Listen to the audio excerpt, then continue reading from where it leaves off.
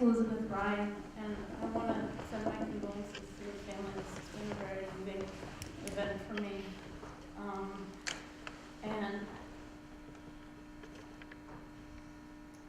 I just want to say that I have experience with central booking. In 2012, in the spring of 2012, I was arrested for entrapment, or I was entrapped, basically. What I learned later on was entrapment. By the rogue narcotics squad of the NYPD, who has jurisdiction over all the boroughs, and I was thrown into the back of an unmarked van. I didn't see one police officer who had a uniform on, and at the time I was terrified for my life because I didn't know what was happening.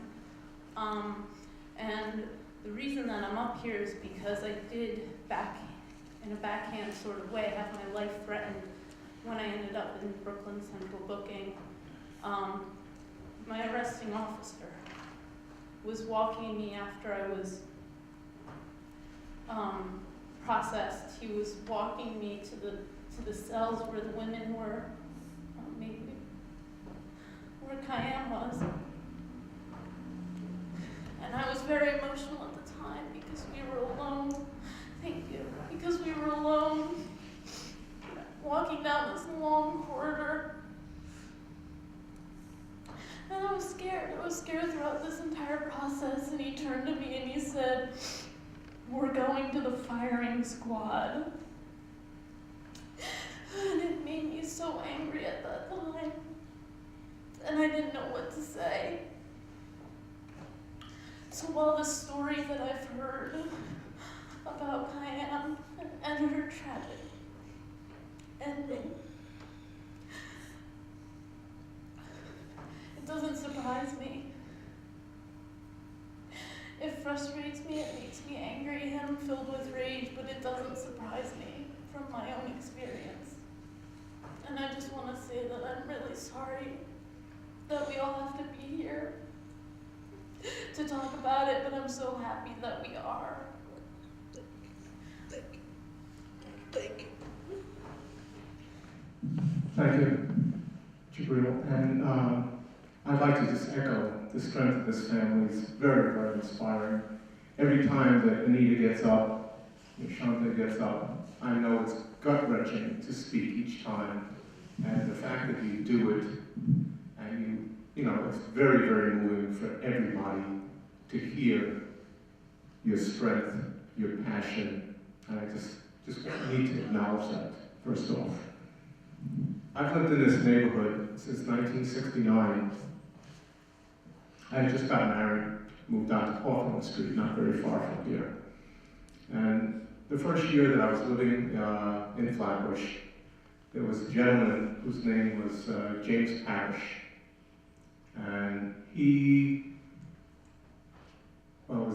used to beg for quarters, right?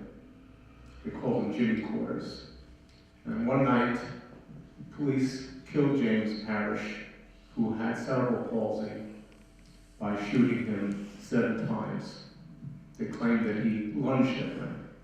And that was probably the first time that this young man, because I was young then, had ever heard of such a situation. And it was unbelievable to me. It happened in the 71st Precinct. And in this story, the medical records at Kings County Hospital, where James Parrish had been treated for years, were lost. They didn't, all of a sudden, Kings County Hospital couldn't find the records. And that's the first time I ever heard about anything like that. And why I'm saying that, and the neighborhood streamed out and marched to the 71st Precinct. Young, old, went out, marched, black, white, Latin, marched. And there was no justice for James Parrish. The reason I'm saying that is there are parallels. The family is demanding the names. The family is demanding the tapes. They want it from the powers that be, which includes the district attorney's office. Now, Someone earlier asked about what could you do, which I thought was a wonderful question. The question is begged to be asked. And a lot of the answers were given already, and I said, that was my speech right now. But let me just talk about my organization. I'm on the board of the Retirees Association of Council 37. We represent 50,000 retired city workers. So what does that have to do with the death of Kyam Livingston? Well, our organization endorsed this fight, endorsed this struggle, endorsed my speaking in behalf of the organization because I think we collectively understood it could have been any of our daughters, sons, grandkids, probably not us, probably too old, I guess, maybe not. Maybe I'm just deluding myself, but I think the people in the room that voted overwhelmingly, I think unanimously, to support this struggle felt that way. It comes from being in a fight over decades for us retirees, decades and decades. I worked for the city for 34 years. And in those years was involved in many struggles. And I learned that you have to have unity, principled unity, when you fight back. That you can't fight alone. That's one little finger. You have to have white, black, Latin, Indian, Asian, young, old, men, women joining together, and then you can make a fist and you can really exert some power. And working people come to understand that in their struggles. So we understand that we have to fight together, we have to join together, and when we see injustice, and in this case, a racist murder, let me call it for what it was a racist murder. Because if Kyam had been white, maybe she would have been treated differently. Maybe she wouldn't have been in that jail in the first place. I think people have spoken to that already. So let me echo that. It was a racist murder. That's the way I see it. And I understand that if you want to fight back against racism, you have to do it in a principled way, and you have to build within your organization the idea that we have to unite to fight back, because it's all of our struggle. If we want to have unity today to fight back on any issue, you have to have unity all the time, and you have to understand the fight that people are involved in. And this is a fight that's so close to everyone's heart. At the last rally, we had a young woman who stood and spoke. I think it probably got to Anita.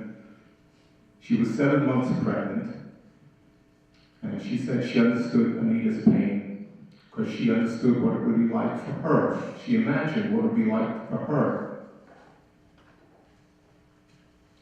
at the death of her still unborn child, right? How would that be? That's why she was there that day. She's a teacher for the city of New York, and she sees young people every day that one day might be in a holding cell like that. And she didn't want any of those kids that she teaches every day to have this fate. So we want to change the fate that may be in the future for a lot of kids in this city. We don't want this to happen again. And the way you have to stop it is to build that unity. Now, most people in this room probably are members of organizations, a lot of organizations, and I'm going to ask you to think outside the box, because maybe you don't think that your church, or your union, or your block association, or your whatever, I don't know what kind of organizations everybody's in, because there's a lot of people in this room, so I don't know everybody. But if you go to those organizations, one of the things you can do is ask people to join this fight. Ask them to be part of the struggle, even though it's not directly in their interest. It's not an organization that's organized around cop watch. It's not an organization that's organized around the families of people who have died. That's the low-hanging fruit. I'm asking you to reach for the high fruit, high up on the tree, that is not so easily attainable. So my organization of retirees is not an organization that's built around fighting for justice for a woman who died in a jail cell in Central Bookings. But the members of that organization, they can relate, they can understand. And if you approach it that way, that we can all bring this to our friends, to people who are in organizations, that we can build a kind of movement that can end this kind of injustice that I first saw many years ago. It wasn't the first time it ever happened. It's the first time I realized it. When James Parrish died, that was a defining moment in my life. And I think that we have to bring that kind of story to many kinds of organizations so that we can get people who are not normally involved in these struggles to become involved in these struggles. If they just sign a petition, if they just bring a petition within their organization and get 100 people who are sitting in a room for other purposes to sign that petition, that would be a wonderful thing.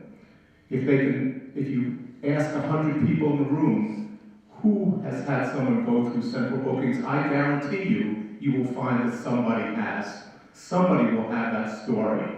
That's how we're going to find out all those stories. It's not just going to come from the internet. This is one of the things we have in the front of the room, where we came in by the door. There are flyers that answer that question. What can you do? And certainly, upcoming on the 21st of each month, there's going to be a demonstration someplace. Miss Anita's going to make sure that we're going to be out there doing something somewhere until she gets justice for Kyam. And we have a small committee that is organizing these events, and if anybody wants to join in that small committee and make it a larger committee, that will be wonderful. And it's everybody's business. That's what I'm here to say. And just closing, I like to talk about,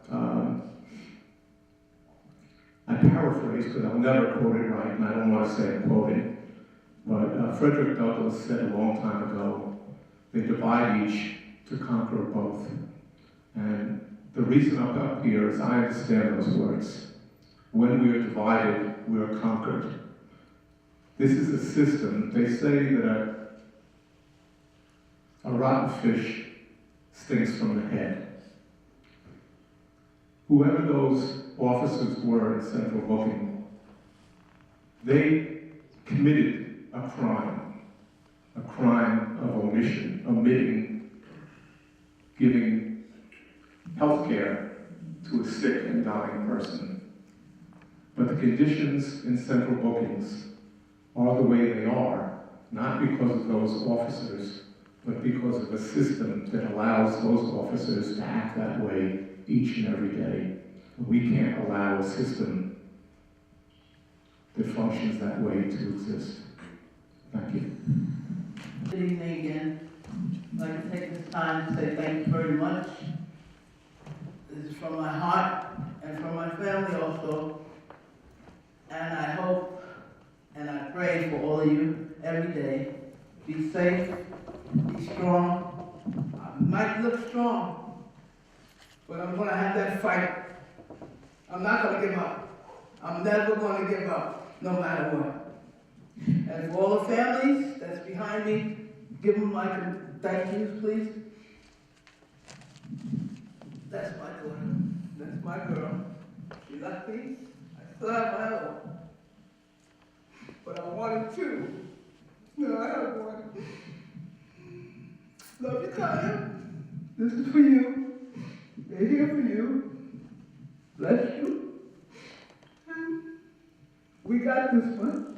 Because I'm not going to give up. I'm never giving up, Kyam. This is for everybody. We're going to do this. I'm going to do this. But I need some help. I'm asking for help. I was going to try to do it by myself. I can do it by myself, I think. But I want to let everybody know that once one person does something, and they say they're going to do something, and they stick to what they're going to do, that's the only way that something's going to get done. And that's what I'm here to do. I'm going to make sure that my daughter is not away, and I'm going to be behind these people. The big time that claims all the time, oh, they get elected, they supposed to do this, they supposed to do that. They just sit back, okay, what we have to do today, and then it goes to this desk, it goes to the next desk, call this one, call that. I'm not going for that. It's not me. My name is Anita Neal, and I'm going to get justice for my daughter.